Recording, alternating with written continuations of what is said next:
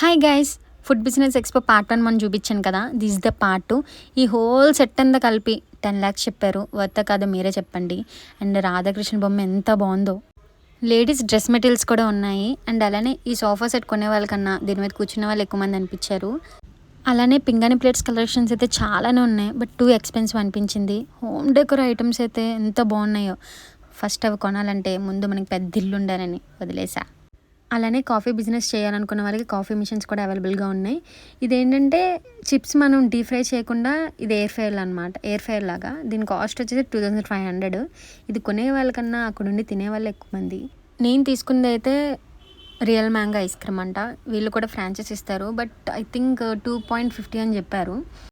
ఈ whole food ఎక్స్పోలో మాత్రం నాకు అర్థమైంది ఏంటంటే బిజినెస్ పెట్టాలనుకున్న వాళ్ళకి, పెట్టిన వాళ్ళకి సేల్స్. అలానే ఏ గ్రౌండ్స్లో రీసెంట్గా డ్వాక్రా బజార్ కూడా పెట్టారు. దాని వీడియోస్ కూడా వస్తాయి. Stay tune. బై.